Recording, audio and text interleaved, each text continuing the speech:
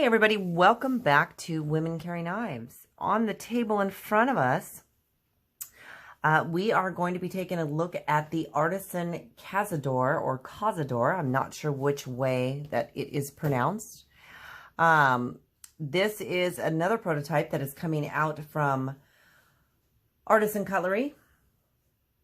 And this one, I believe, will be dropping sometime in April. So I have 4 videos coming out, kind of one after the other.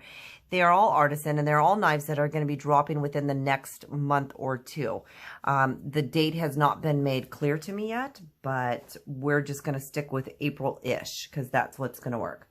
Okay, let's get to some little notes on this guy. This is the their AR RPM 9 blade steel.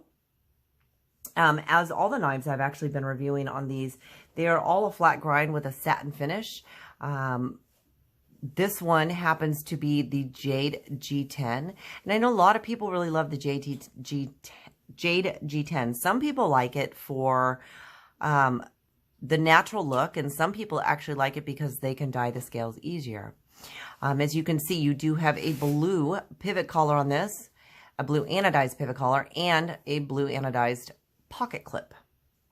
It is a pretty low profile pocket clip for titanium, which is, you know, not bad. Very strong. This one does run on bearings, so it does make it very smooth. It is a flipper. Now this is, sorry, if I would pick my hand up off the table, I'm totally not paying attention. This is a right hand tip up carry only. So again, for my lefties, I apologize. It seems like a lot of the knives I'm getting lately are right hand carry only.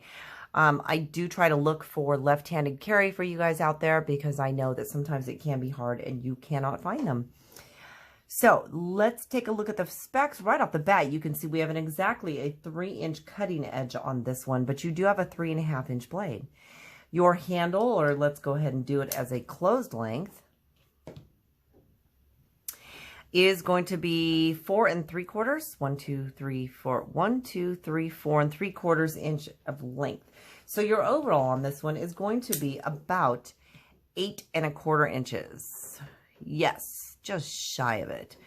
It has an interesting, now, first off, the only thing I do not like about this is the pivot. It is huge.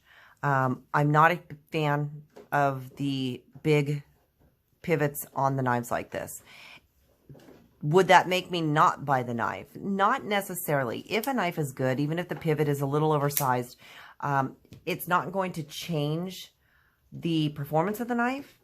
I think it's just pretty much changing the look. It's very drop shutty. You know, you give it a little nudge. Not bad, not bad at all. Let's go ahead and take a look at the weight on this one. And my scale has been very testy lately. All right, let's take a look at ounces first. So in ounces, we are looking at 3.5 ounces. If we want to take a look at grams on this, we are looking at 100 grams. So it is a very light knife. It is medium in length, but to me it is small in size. So even though I am able to get 4 fingers on it, and I know a therapeutic edge could get all 4 of his fingers on it also, it doesn't feel that big, and mostly because the handle is so sleek, it is so narrow, and I think that's what makes it really nice. We can take a look at this next to the bug out, and we put them pivot to pivot. You're looking at, I've always said this is medium, so I'm going to put this in the medium category. Now if we take it next to a large knife like the Presidio, and apparently we have become a Benchmade comparer house here. I'm going to blame that one on Zach. If we look at this one, pivot to pivot, this is definitely a large knife. So I am correct in saying that because I feel like this is medium, it definitely is more of a medium-sized knife. All right. Now, I don't know who the designer of this, who designed the Cazador, do you know? I don't know. Yeah, I don't know on this one, unfortunately. Usually I do have the answer to that one. On this one, I do not. Again, it's just an in-house design. Is it? Now, I believe when I was looking into this, I don't know if I told you, but it runs on bearings. And I believe when I was looking into this, I did see a micarta one on this one. I could be wrong because I was looking up a few of them for the specs on it today. Now, I haven't used this knife, again, because it is a prototype. And when I get a prototype in from a company, I try not to really use it for much. I want to carry it. I want to see how it feels in hand. I may cut something very simple as maybe, you know, paper or cardboard, but I don't want to do anything more than that because it's not mine. So for what I have used it for, it has worked really well. It's super sharp out of the box. It's nice and thin. I do like that. The blade shape, it works well. It's nice, you know, instead of having that poking factor, which it still does. Don't get me wrong, it still does, but it has more of the draw cut factor to it. If you see, you know, definitely when you're holding it down, it's going to be something that it's going to make great draw cuts. Now, if you're going to want to be cutting something, we're just going to use this, cutting something,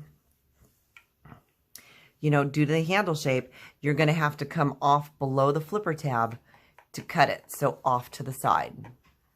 You'd be back a little ways. You do have a small, for my fingers, it would be a finger choil area. But to me, it's more of a sharpening choil area because it is very small. And unless your hands are small, that is not something you want to use. The flipper tab does allow you to get up on the knife without any jimping and not lose your grip. The G10 is enough to give you that grip. It's not super smooth. You can have the G10 that is very smooth and allows you to lose your grip. This one I really don't feel like it does. And as I said, the flipper tab really, really lets you choke up on it more and helps that you don't slip up on the knife. I do like the accents on this. I believe the micarta I saw was a gray or olive micarta. And I'm not sure, but I do like that they have the brown or the blue pivot color accent to go with that. And I think that's really cool looking. And I know a lot of you would buy this and actually probably dye it yourself to whatever color you prefer. So again, thank you to Artisan for allowing us to get this one out there for review and giving you guys the opportunity to see what's going to be coming up. I know, as I said, it'll be around April-ish. I do not have a price on this one. I'm going to guess it's going to be between the $70 and maybe $100 price range, which would not be a bad price. And that has been a look at the Artisan Cazador. If you guys have any questions, please feel free to leave it down in the comments section. As always, don't forget to hit that subscribe button. I'd love to have you here all the time. Hitting that like button on your way out will help the channel. And thank you for watching. Until next time.